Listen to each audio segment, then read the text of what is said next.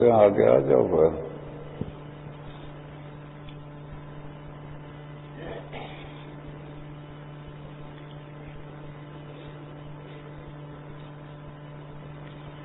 بزرگ اور بھائیوں، یہ بات ہر پڑھا لکھا مسلمان جانتا ہے کہ اللہ کے یہاں سے جو دین آیا ہے وہ آدم علیہ السلام کے زمانے سے لے کر حضور کے زمانے تک دین اسلام آیا ہے. اللہ کے یہاں اور کوئی دین نہیں ہے. ان الدین عند اللہ الاسلام. اللہ کے یہاں سے دین اسلام ہی آیا ہے. آخری پیغمبر ہمارے آقا حضرت محمد مصطفیٰ صلی اللہ علیہ وسلم جو دین لائے ہیں وہ بھی دین اسلام ہے.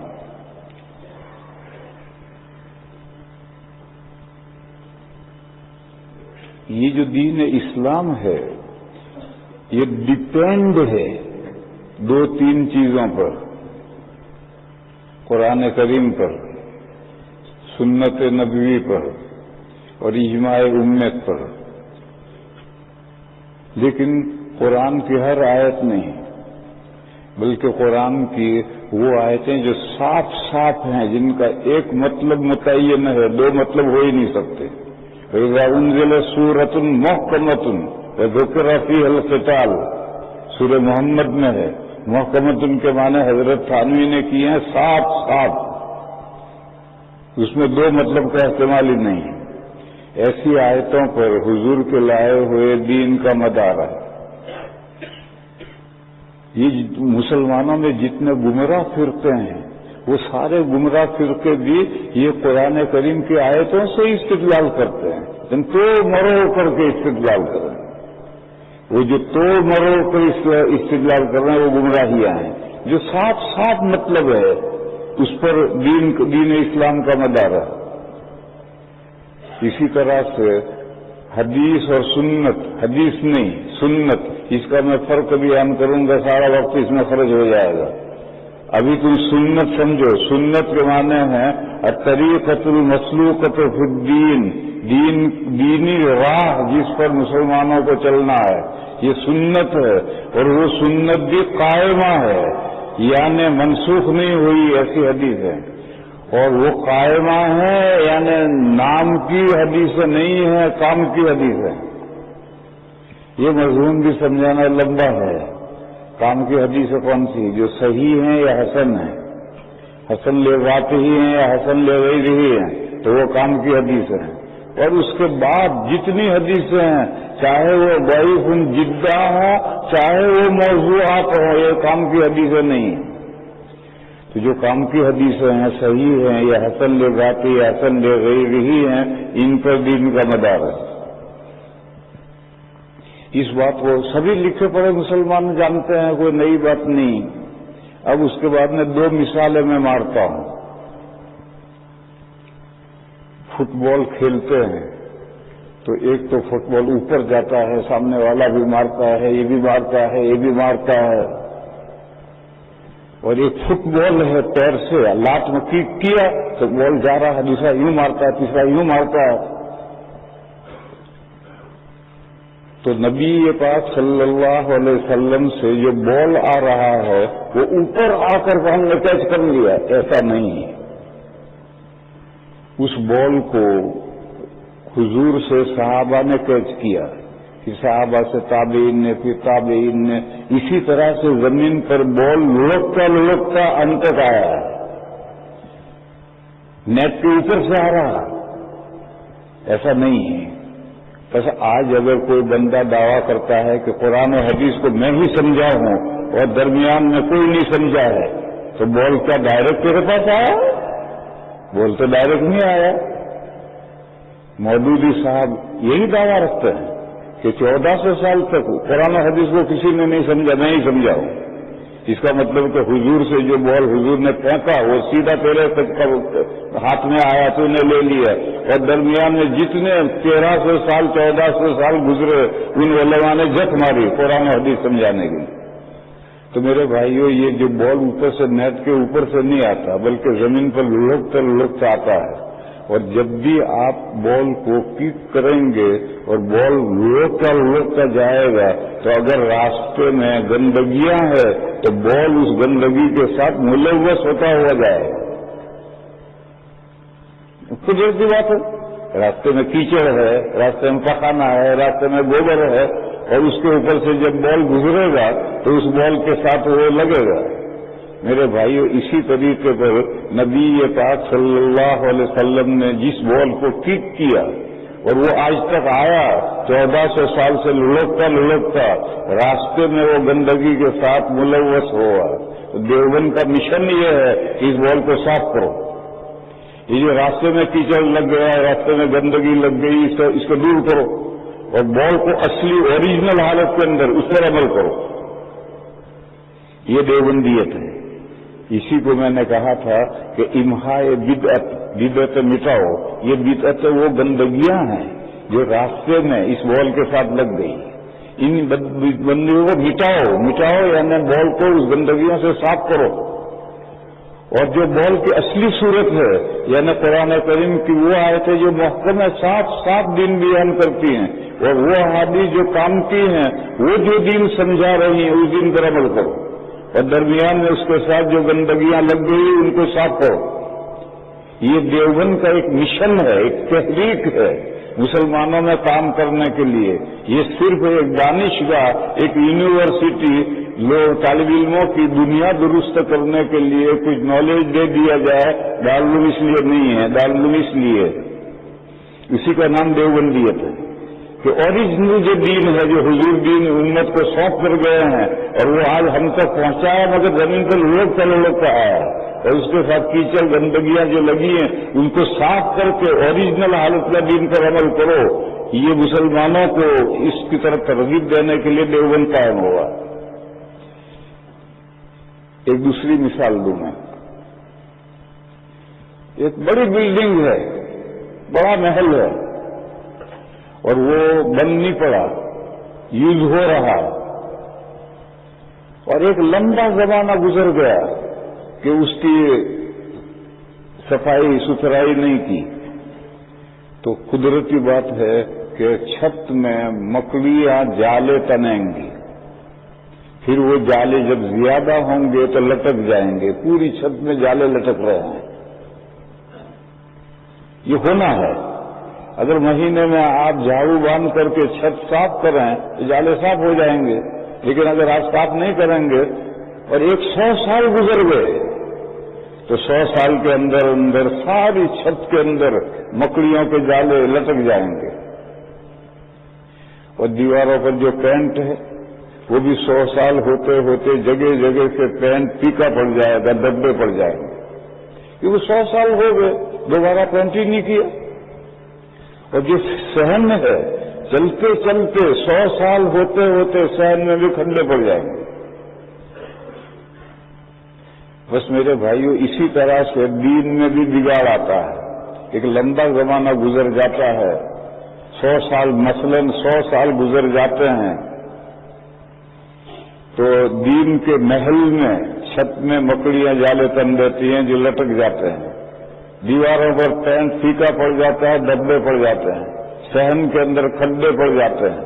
تو اللہ تعالیٰ 100 سال پر مجدد بھیجتے ہیں. وہ مجدد بانس پر جھاڑو باندھ کر لے کر آتا ہے، ہاتھ میں پینٹ کا ڈبہ اور برش لے کر آتا ہے، ہاتھ میں تسلا اور مسالہ اور کرنی لے کر آتا ہے، اور وہ آ کر کے بانس سے چھت صاف کرنا شروع کرتا ہے. تو کچھ لوگ اگینسٹ آ کر کھڑے ہو جاتے ہیں، کرے کیا کر رہے ہو؟ یہ تو فانوس لٹک رہے ہیں، یہ تو چھت کی ڈیزائن ہے، ان کو کیوں توڑ رہے ہو؟ تو وہ مجدد کہتا ہے کہ یہ فانوس نہیں لٹ رہے، یہ مکڑی کے جالے ہیں، اس کو صاف کروں گا تبھی چھت اصلی حالت میں آئے گی. اب ان کا رفع کا شروع ہوتا ہے. یہ جو مجدد بدعات ہیں وہ بیچ میں آ کر کھڑے ہو جاتے ہیں کہ کیا کر رہے ہو، جالے کیوں گرا رہے ہو، یہ تو فانوس لٹک رہے ہیں، ڈیزائن ہے، خوبصورتی کے لیے لگتا ہے.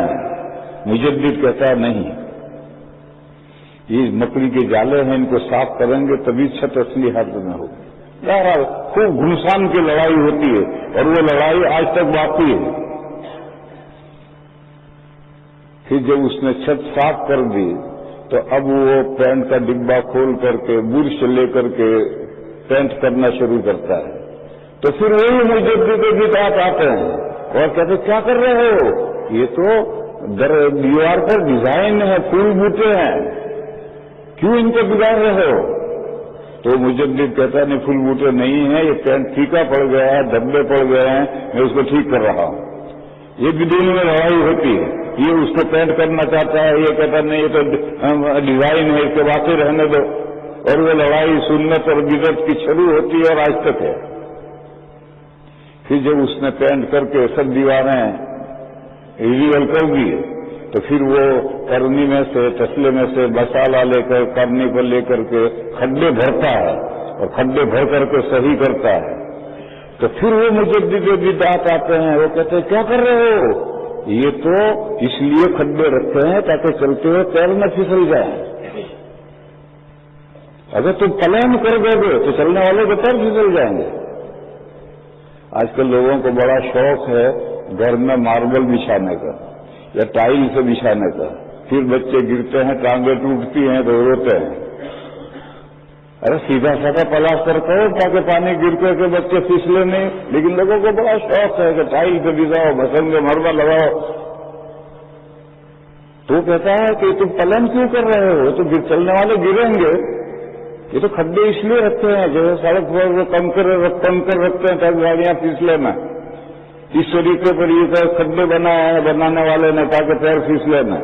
तो मुजद्दिद कहता है कि नहीं, ये खड्डे तो चलते चलते लंबा जमाना गुजरने से खड्डे पड़े हैं, इनको सही करना इसके लिए मैं आया। अब इस मिसाल से समझो, ये जो इस्लाम का महल है, लंबा जमाना गुजरने के बाद 100 साल होते होते ये 3 चीजें लाजमन पैदा होती हैं। छत में मकड़ियां जाले बनती हैं, वो लटकते हैं, दीवार पर पेंट होता है वो फीका पड़ता है, सहन के अंदर खड्डे पड़ते हैं। तो फिर अल्लाह ताला मुजद्दिद भेजते हैं हर 100 साल पर। 100 साल से ये मतलब नहीं कि एग्जैक्ट 100 साल नहीं, एक लंबा जमाना। एक लंबे जमाने के बाद जब ये सूरत हाल पेश आती है तो फिर अल्लाह ताला मुजद्दिद भेजते हैं और वो ये आकर के ये 3 काम करता है। ये मुजद्दिद सारी दुनिया में एक नहीं होता है। आज तो दुनिया ग्लोबल बन गई, एक घर की तरह से होगी। पहले ऐसा कहां था, दिल्ली से हैदराबाद 20 दिन में पहुंचते थे। तब सारी दुनिया के लिए एक मुजद्दिद कहां से होगा, सारी दुनिया के लिए मुजद्दिद अलग अलग आएंगे। इस इलाके में कोई मुजद्दिद आया, वहां कोई मुजद्दिद आया, वहां कोई मुजद्दिद आया। फिर जमाना आगे बढ़ गया। अब जमाने में सारी दुनिया एक घर बन गई, एक ग्लोबल बन गई। तो अब शख्सी मुजद्दिद नहीं आता है, अब कुल्ली मुजद्दिद आता है। अब इस शख्सी और कुल्ली को आप नहीं समझ सकते। देखो, जैद, अमर, बकर, खालिद, अब्दुल रहमान, ये इंसान के शख्स हैं, फर्द हैं। और सारे इंसान एक कुल्ली। तो पहले मुजद्दिद शख्स आते थे, फला इलाके में फला मुजद्दिद है, फला इलाके में फला मुजद्दिद है, फला इलाके में फला मुजद्दिद है, बेशुमार मुजद्दिद गुजरे। फिर अब जमाना जब आगे बढ़ा और सारी दुनिया एक होकर रह गई तो अब मुजद्दिद कुल्ली आया। अब जो मुजद्दिद कुल्ली आया है वही दारुल देवबंद है। उसका मिशन ही ये है कि ये 3 काम करना है। इस्लाम के महल में जो मकड़ी ने जाले तन दिए हैं उसको हटाओ, जो पेंट फीका पड़ गया है उसको रिन्यूअल करो, सहन के अंदर खड्डे पड़ गए हैं वो खड्डे भरो। और दारुल देवबंद एक इदारा हुआ, ये कुल्ली है। फिर उसमें से बेशुमार दारुल निकले और बेशुमार फजला निकले। ये सारे फजला मिलकर एक ही काम करते हैं, यही 3 काम करते हैं। इसी को मैंने कहा कि दारुल इम्हाए बिदअत, बिदअतों को मिटाने का और इहयाए सुन्नत का एक मिशन है। उसकी मैं मिसाल दे रहा था कि निकाहे बेवगा जिस औरत का शौहर मर गया वो निकाह नहीं करती, एक दो बच्चे लेकर बैठी रहती है। ये हिंदुओं के यहां से आया, इस्लाम में ये चीज नहीं है। इसको उम्मत में से मिटाना ये देवबंद का मिशन है। एक पहला किस्सा मैं सुनाऊं। हजरत नानोतवी दारुल देवबंद के बानी हैं। उस जमाने में जामे मस्जिद में एक ही नमाज होती थी, तो जामे मस्जिद में जुमा की नमाज के बाद हजरत नानोतवी का बयान होता था। तो एक दिन हजरत ने निकाह बेवगान पर बयान शुरू फरमाया कि जो औरतें शौहर के मरने के बाद बैठी हुई हैं ये गलत है, इनका निकाह होना चाहिए। तो एक आदमी खड़ा हुआ, उसने कहा हजरत मुझे एक बात पूछनी है।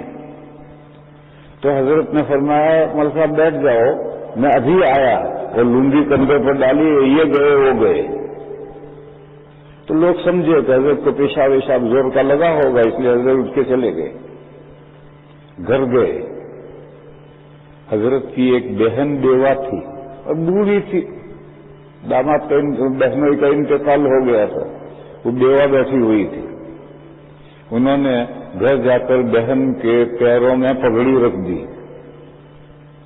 और कहा बहन एक सुन्नत के जिंदा करने का वक्त आया है, अगर आप निकाह कर लें तो एक सुन्नत जिंदा हो सकती।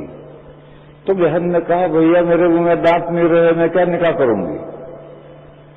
तो हजरत ने फरमाया कि इससे कोई ताल्लुक नहीं है, निकाह कर लें आप। तो कहा भैया तू कहता है तो करा दे। तो दारुल के एक दरबान का चंद दिनों पहले बीवी का इंतकाल हुआ था। तो हजरत ने किसी को भेजकर वो दरबान को बुलाया और उससे कहा भाई तू मेरी बहन से निकाह करने के लिए तैयार है। अब वो तो हक्का बक्का रह गया, हजरत की बहन से एक दरबान चपरा थी। तो हजरत ने 2-3 गवाह बुलाए और गवाह बुला करके बहन का उस दरबान से निकाह कर दिया। अब ये बहन तो निकाह के काबिल ही नहीं, लेकिन निकाह हो गए।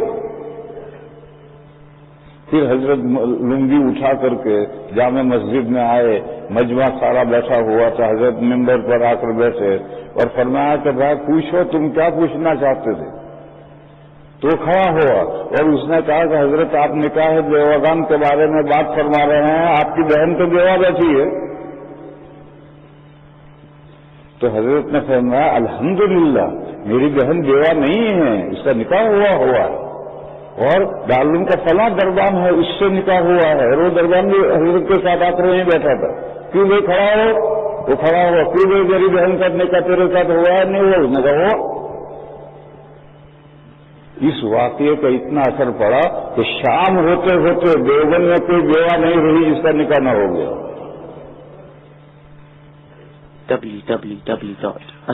अमल करके दिखाए।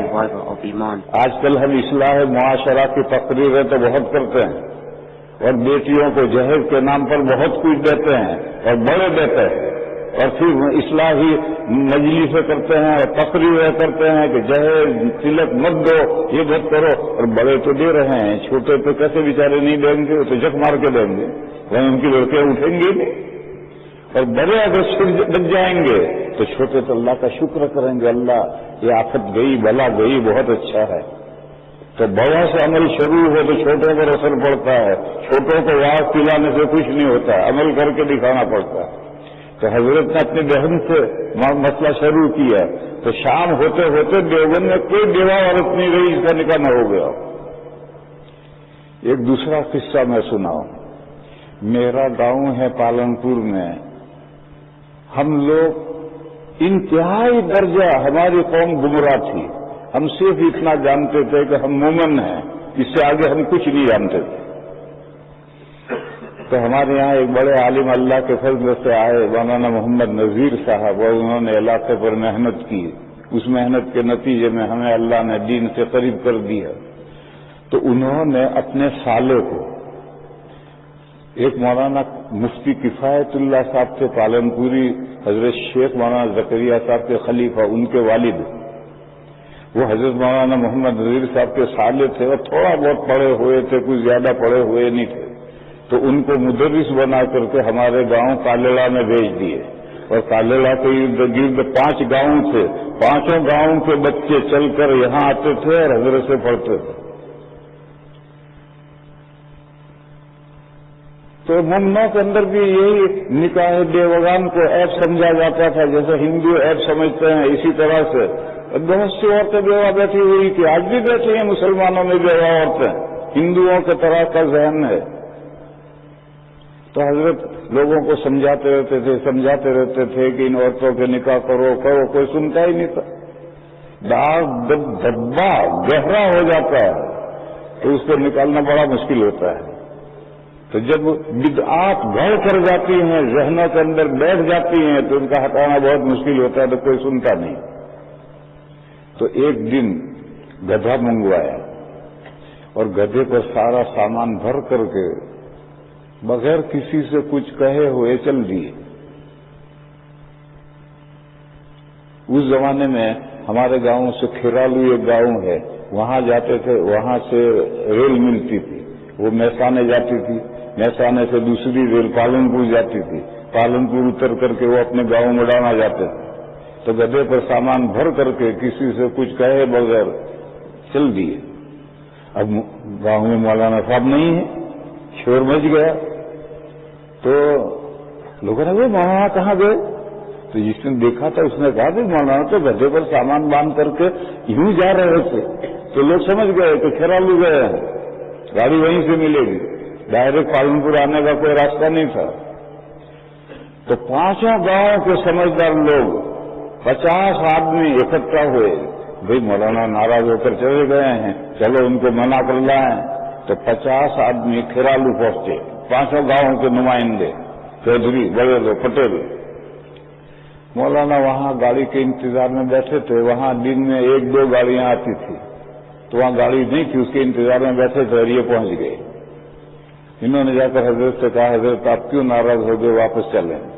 تو حضرت نے فرمایا جی میری بات کوئی سنتا تو ہے نہیں، میں کتنے دنوں سے تمہیں کہہ رہا ہوں کہ بیوہ عورتیں بیٹھی ہوئی ان کے نکاح کرو، تم سنتے ہی نہیں، مانتے ہی نہیں، تو میرے یہاں رہنے سے کیا فائدہ ہے، میں واپس جا رہا ہوں۔ تو ان 50 آدمیوں نے وعدہ کیا کہ نہیں ہم آپ کی بات مان لیں گے اور ان بیواؤں کے نکاح کریں گے۔ تو حضرت راضی ہو گئے تو واپس آ گئے۔ وہ واپس آئے، 1 مہینہ نہیں گزرا تھا تو ان 5 گاؤں کے اندر ایک بیوہ عورت باقی نہیں رہی جس کا نکاح نہ ہو گیا۔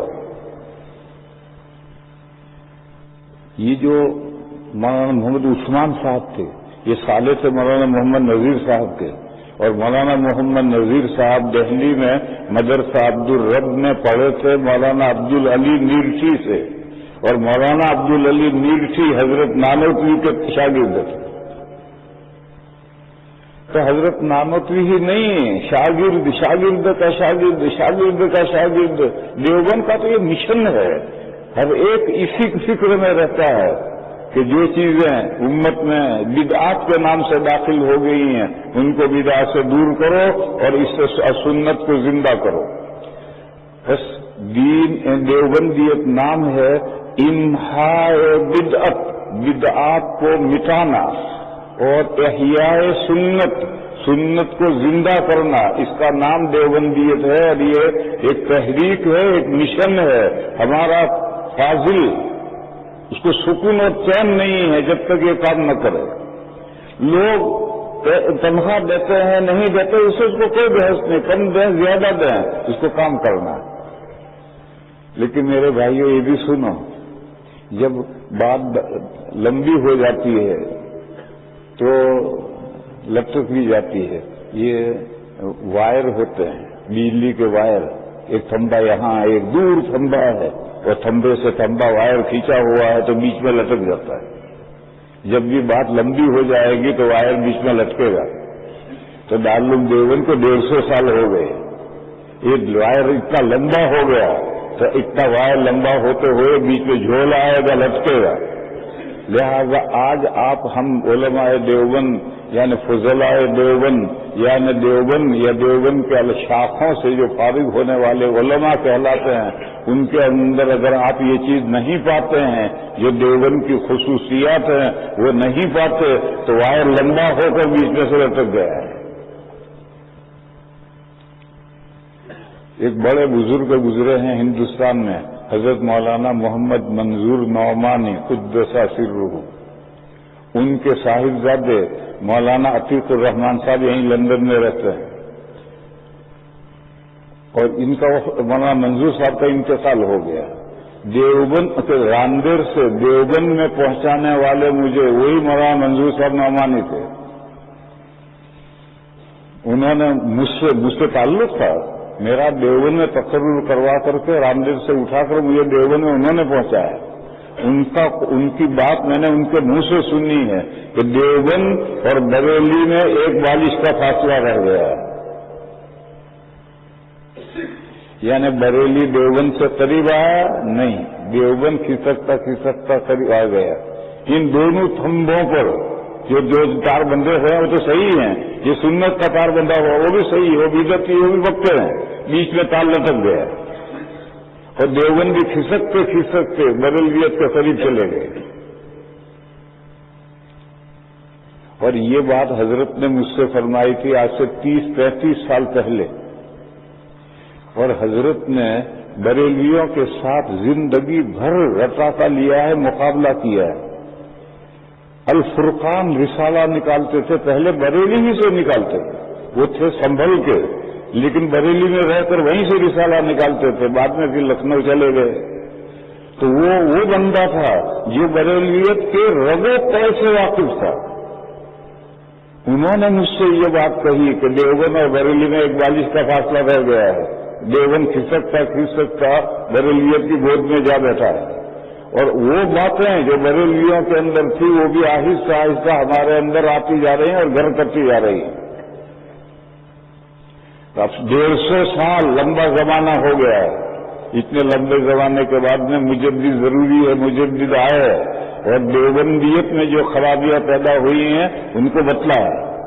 کسوٹی کیا ہے؟ کسوٹی دو ہی ہے، قرآن کریم کی وہ آیتیں جن کا صاف مطلب ہے، آیت محکمۃ وذکر فیہا القتال، قرآن کی وہ آیتیں جو صاف ہیں اور اس میں جہاد کا حکم ہے، ایسی جو صاف آیتیں ہیں ان کو وہ دین کی بنیاد ہے۔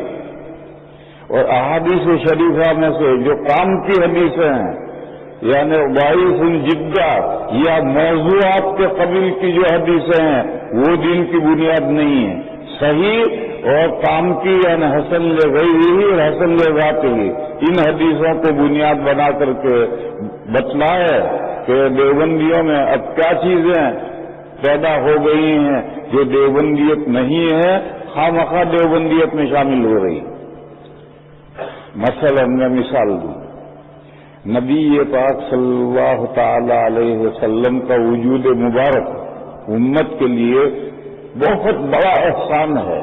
لقد من اللہ علی المؤمنین اذ بعث فیہم، اور حضور کا وجود مبارک کس مہینے میں ہوا، کس تاریخ میں ہوا، اس کو حضور بھی جانتے تھے اور صحابہ بھی جانتے تھے۔ دیکھو حضور کا پیدائش کس دن میں ہوئی وہ تو معلوم ہے، لیکن وفات کس دن میں ہوئی یہ معلوم نہیں۔ ربیع الاول میں وفات ہوئی طے ہے، پیر کے دن وفات ہوئی یہ بھی طے ہے، اور 12 ربیع الاول رونگ ہے، اس لیے کہ ربیع الاول سے پہلے سفر ہے، سفر سے پہلے محرم ہے، محرم سے پہلے ذی الحجہ ہے، ذی الحجہ کی 9 تاریخ کو حضور نے عرفہ میں وقوف عرفہ کیا ہے اور وہ جمعہ کا دن تھا۔ اب وہاں سے گنتے آؤ، ہر مہینہ 30 کا مان لو، ہر مہینہ 29 کا مان لو، بعض 30 کا مانو، بعض 29 کا مانو، 12 کو پیر آتا ہی نہیں، تو اللہ تعالیٰ نے اسے بھلا دیا تاکہ اس دن خرافات شروع نہ ہو جائے، لیکن لوگوں نے زبردستی 12 ربیع الاول متعین کر کے 12 وفات منانا شروع کر دیا۔ ارے وفات تو غم کا دن ہے، خوشی کا دن نہیں ہے۔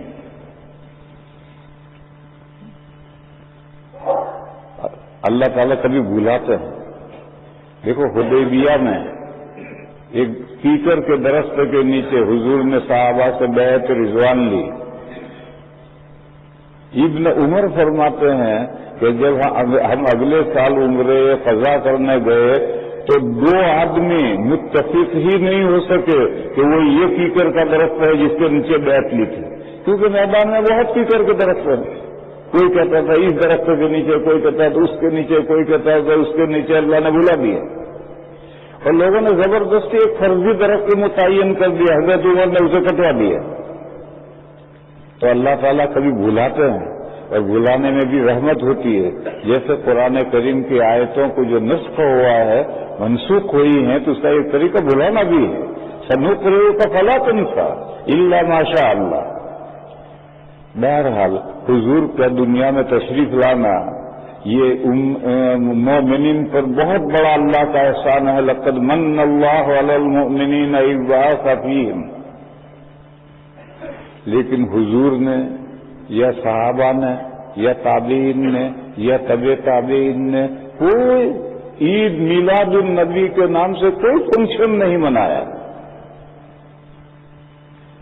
5ویں صدی میں اربل کا بادشاہ، اربل یہ سوریا میں ہے اور اب بھی ہے، وہاں کا جو بادشاہ تھا اس نے یہ عید میلاد النبی شروع کیا۔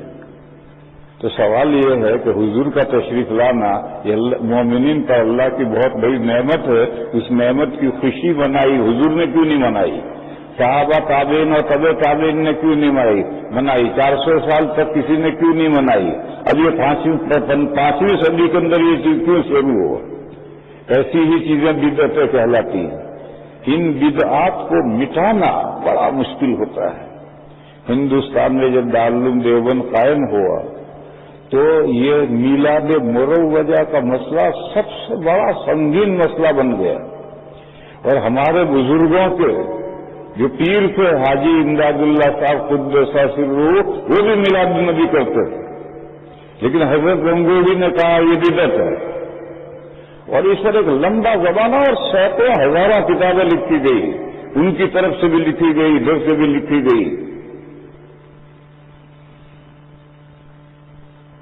اور میں نے ایک بات کہی تھی کہ حضرت حاجی صاحب کے نام سے ایک رسالہ لکھا گیا، فیصلہ ہفت مسئلہ۔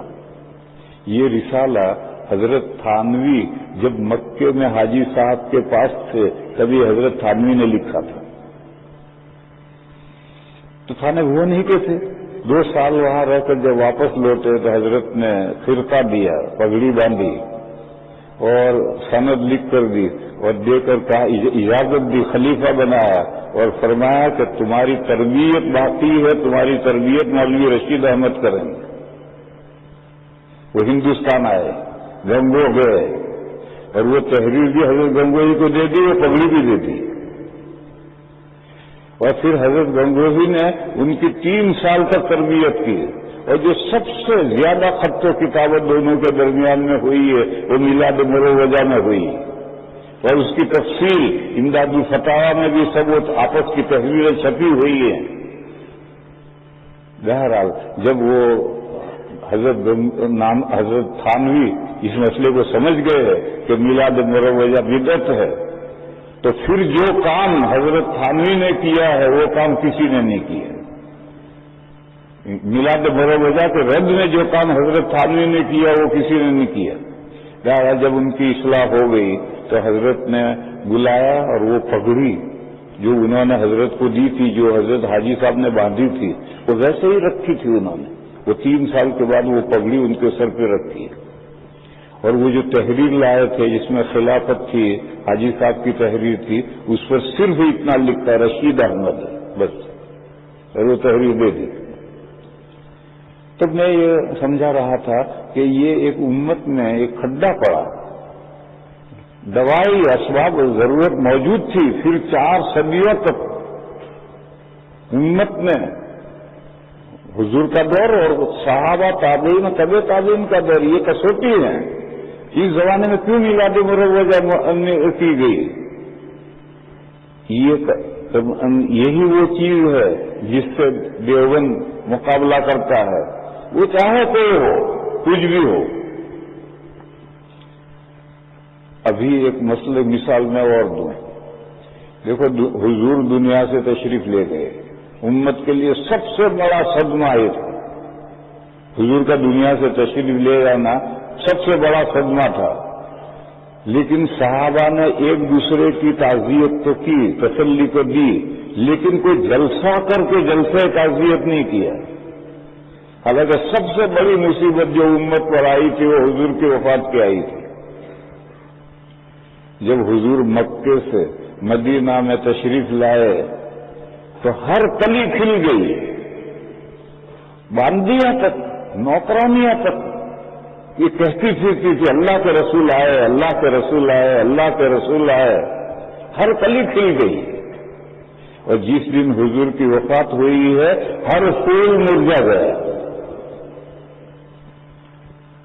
اتنا بڑا حادثہ.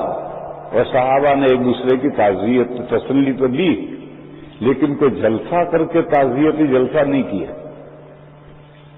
پھر اس کے بعد ابو بکر گئے، عمر گئے، علی گئے، عثمان گئے، وغیرہ وغیرہ بے شمار صحابہ وفات پاتے گئے. 3 صدیوں تک کوئی جلسہ تعزیت نہیں ہوا. پھر زمانہ آگے بڑھا، اور جب زمانہ آگے بڑھا تو جلسے تعزیت کا رواج چل پڑا کہ جلسہ کریں گے. ایک جگہ نہیں، کئی جگہ جلسے کریں گے، سیمینار کے نام پر کریں گے، جلسے کے نام پر کریں گے.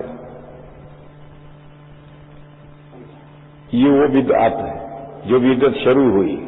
اگر یہ سنت ہوتی تو سب سے پہلا جلسہ تو حضور کی وفات پہ ہونا چاہیے، پھر صحابہ کی وفات پر جلسے ہونے چاہیے.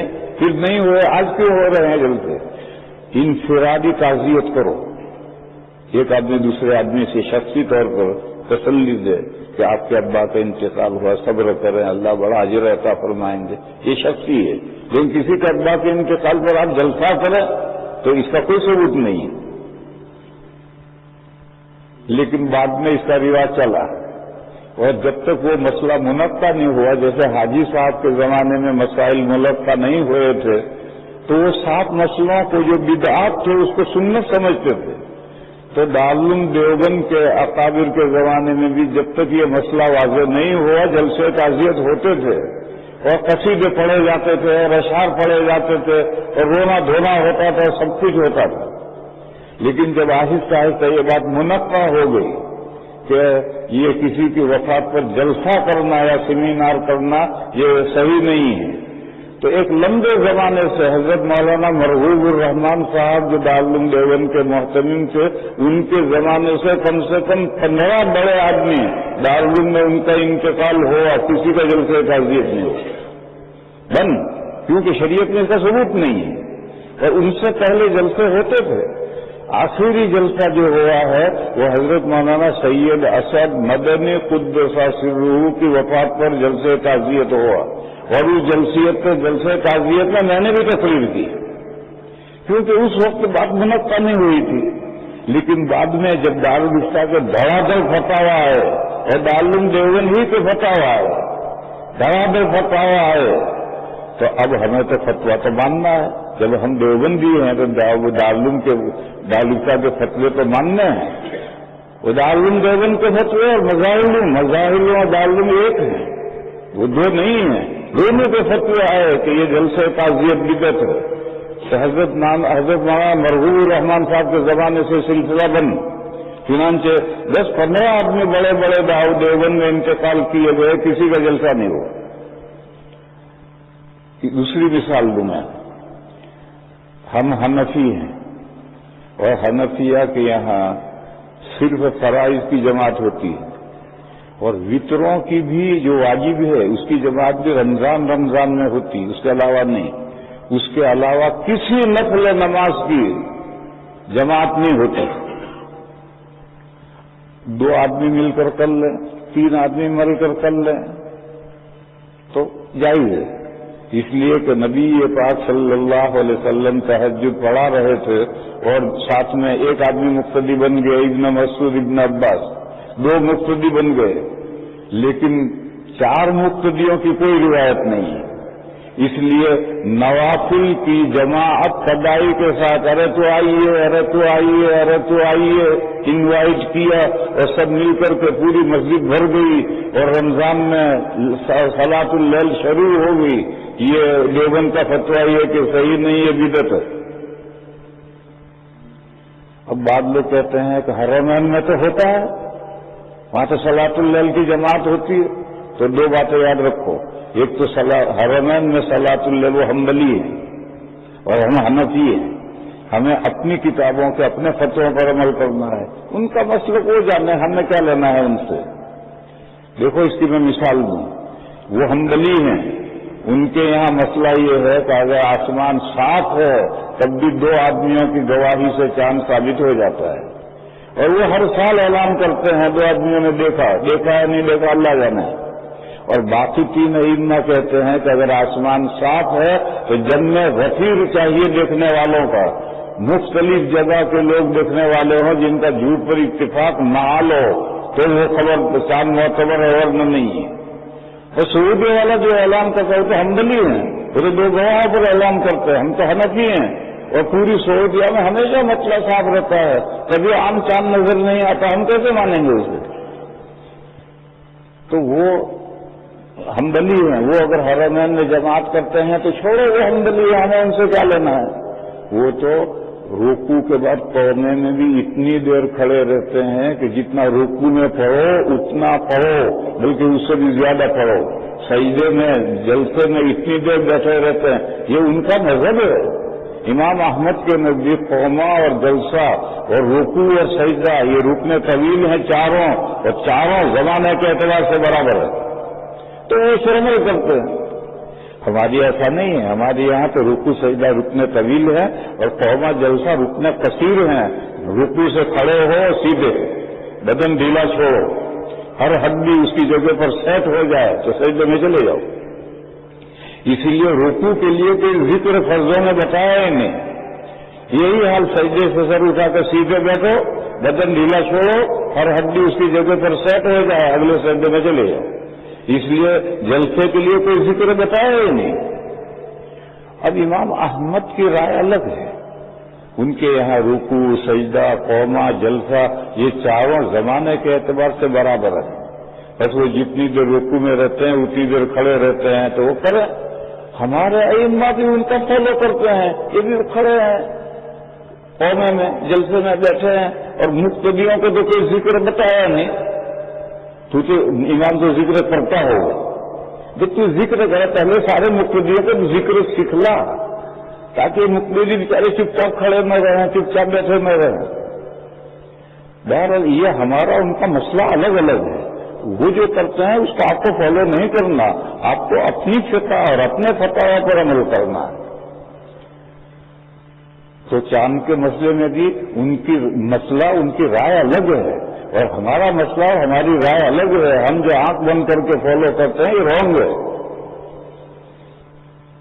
تو ان کے یہاں ایک تو یہ وجہ ہے کہ ان کے یہاں نسلوں کی جماعت جاری ہوگی تو حرمین میں وہ کرتے ہیں، کرنے دو، ہمیں ان کا فالو نہیں کرنا، ہمیں تو اپنے دارالفتہ کا فالو کرنا ہے۔ دوسری بات وہ سعودیہ والے ہیں تو حنبلی، لیکن سلفیوں کے امپریشن میں دباؤ ان پر اتنا ہے کہ بے دھڑک سلفی کہتے ہیں سعودیہ مملکہ سلفیہ، یعنی یہ غیر مقلدوں کا ملک ہے، بے دھڑک کہتے ہیں، اور کوئی ان کا چوں نہیں کر سکتا وہاں۔ اب یہ جو غیر مقلدین ہیں یہ تراویح کی 20 رکعتیں نہیں مانتے، 8 ہی رکعتیں مانتے، اور وہ یہ چاہتے ہیں کہ حرمین میں بھی 8 رکعتیں شروع ہوں تاکہ ساری دنیا میں اس کا اثر پڑے اور سب جگہ 8 ہی رکعتیں شروع ہو جائیں۔ مگر مدینہ کے امام نے ایک کتاب لکھی عربی میں، اس کا اردو ترجمہ بھی ہوا، اس نے ثابت کیا کہ حضرت عمر کے زمانے سے لے کر ہر زمانے میں حرمین میں 20 رکعتیں تراویح پڑھی گئی۔ وہ کتاب چھپی ہوئی ہے کہ حضرت عمر کے زمانے میں جب نظام قائم ہوا اس وقت سے لے کر اب تک 20 رکعتیں پڑھی گئی، وہ ناکام ہو گئے۔ اب وہ حرمین میں تو 8 رکعتیں کر نہیں سکتے۔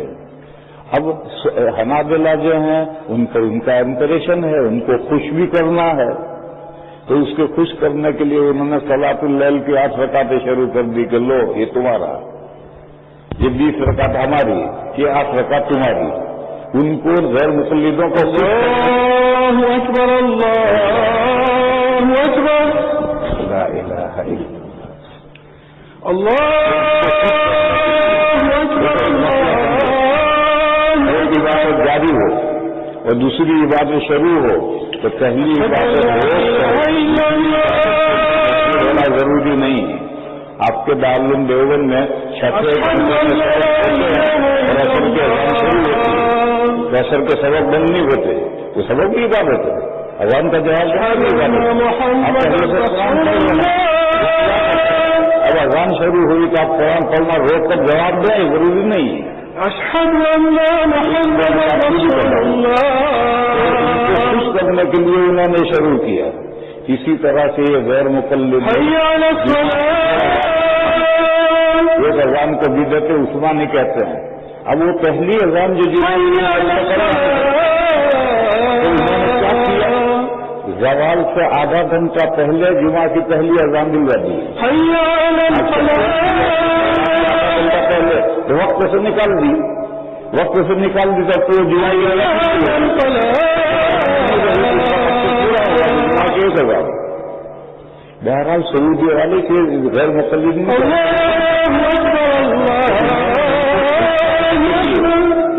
یہ صلاۃ اللیل شروع کی ہے.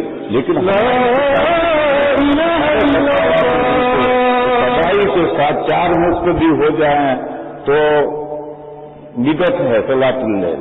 یہ اس طرح کی چیزیں ہم دیوبندیوں میں اب آنے لگی اور آہستہ آہستہ ہم سنت سے ہٹ کر کے دوسری طرف کھسکنے لگے. بس اس زمانے میں ضروری ہے کہ مجدد آئے اور وہ دیوبندیوں کو بتلائے کہ دیوبندیت جہاں سے شروع ہوئی وہ اس کی صورتحال کیا تھی. آج اگر تمہیں راستے پر رہنا ہے تو دیوبندیت جہاں سے شروع ہوئی اس وقت جو پوزیشن دیوبندیت تھی اسے پر آ جاؤ. اور آہستہ آہستہ جو تھمبوں کے بیچ میں تار لٹک گئے ہیں وہ تو لمبا تار ہونے کی وجہ سے لٹکے ہیں. اس کا اعتبار مت کرو. آخر دعوانا الحمدللہ رب العالمین.